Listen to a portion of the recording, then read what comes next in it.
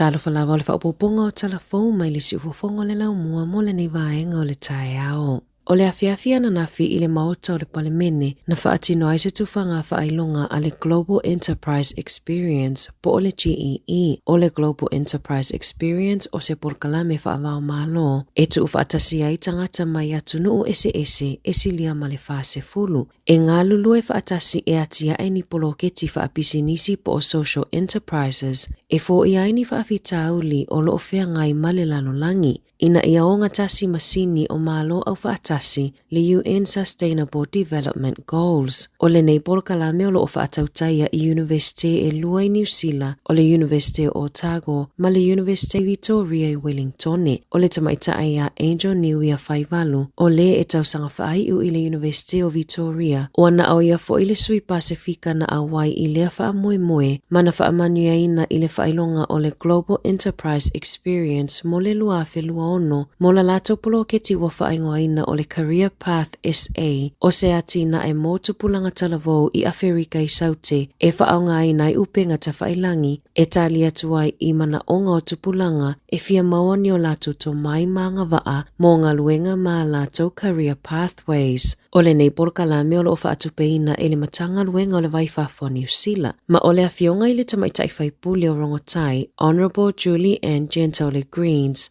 na saunoa i le launga autu o le apo, pei ona lipotia e le sui o le si ufofongo le laumua na awai atua i lea whaamoemoe le susunga ia Mari Whaivalu.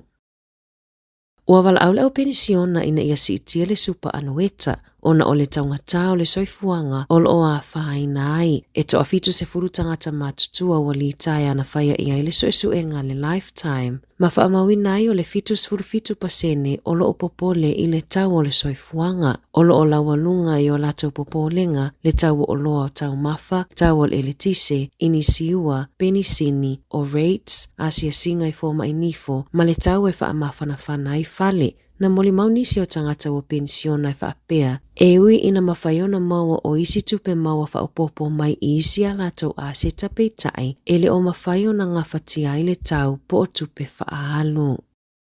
Ua whaamaoni e suesuenga fōu, le te leo le a whaina o le mānawa ma le tātā o le whatu, pe aula ina vapes o le itu ainga po le ice flavor. O itu ainga flavor vapes ia e te leina pe e malulua i le tofo, pe a mimiti le vape, le ai whau mai le menthol, o lo olipotia, o le malulua le ea le mānawa ina pe aula le vape. E na te le wha malu ina māma pe ona iai talitonu ngol to tele pe tai, e pelongi ai le whai ai ma talitonu ai o lo wha malu ai le tino. Ua mau e suenga o ia waila au e mafuai o na wawele tātau le fatu ma le toto maualunga. Ua fola ile vaenga wha upufai le Labour, la tau te toi wha fo ile mawafua o talavai ele ai si tutongi mo tangata uma, pe a manumalo mai le palo ta tele ia Novema. Na wha alawi loa ile taitai o le Labour Chris Hipkins le vaenga, a o iai tutono se fale talavai i Upper Hutt ile awauli ana nafi, o le ama whaiona mawafua talavai mai a Iulai o le tausanga fōu, ma ua fuafua e tusa ma le fitus fulufa te si ma le 5 miliona Tala ile tausanga, lona wha tupenga, na Sāmoa Hipkins, o le ama whai e tangata ona wa ai fua le fōma ai e awala atu i le Medicard fōu a le Labour, ma maua fua a lātou talavai. O le whainga malo a le Labour na amataina talavai e maua fua i lana paketi o le luafe lua tolu, na matua whaitio ina i le National lea whainga whaavai i le nā taimi, o na samanatu e taunga tā tele lona whaatupenga, na o lātou tā ua, e le talawhea ngai le whaatupenga i le malo o talavai mo tangata uma, na mafua ai ona lātou fola e toi whaafo i le pili mo le talavai po o le co-payment fee, ai tu esia i lātou e pitosili ona mo o mia le fesosoani.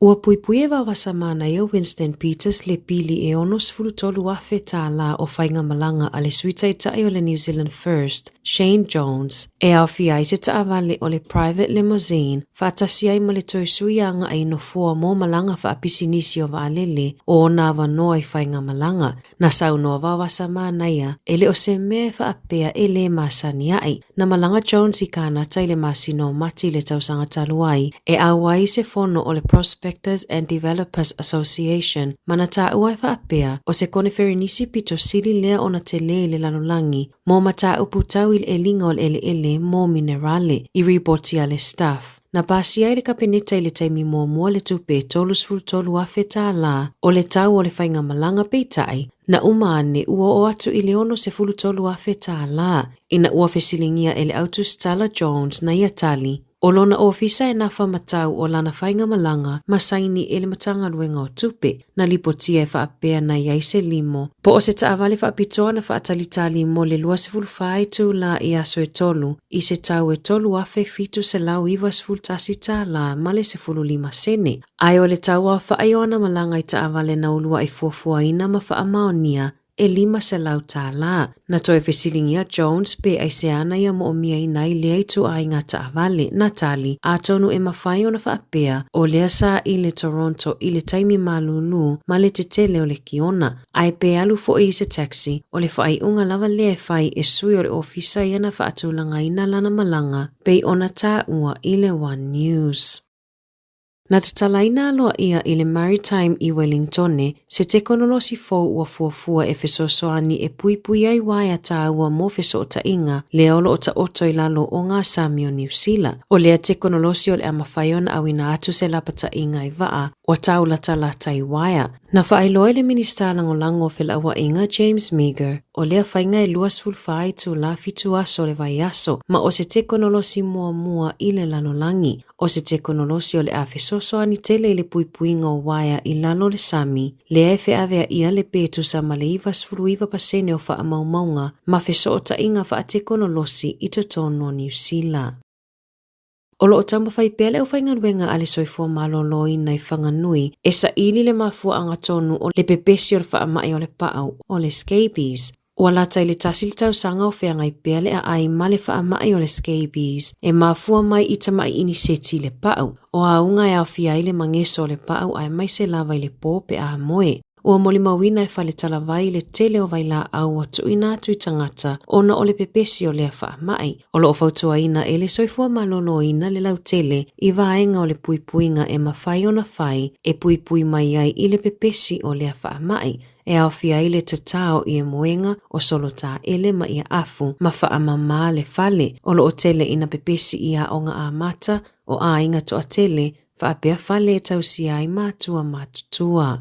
I taalonga, ua whaalawi loa i le pulesili o le malai taaloa Henry i Wellingtone Warwick Dent, ua le aini no fua whaopopo mo le sailinga siamu pine o le lakapi Super Pasifika i le vao le Hurricanes ma le sifi i le afiafia tae ao. E ui e to o tele tangata na whaatalitali peto i aini no fua whaopopo. Na sau noa Dent, i le lava le taimi e toi whaopopo i nisi no fua. Ta luona tau lia umapepa ulufale o le taalonga i totonu o le 15 minute mua i le asolua. Tala fōia mai le si ufofonga le lau mua mo le nei vaenga o le tae ao.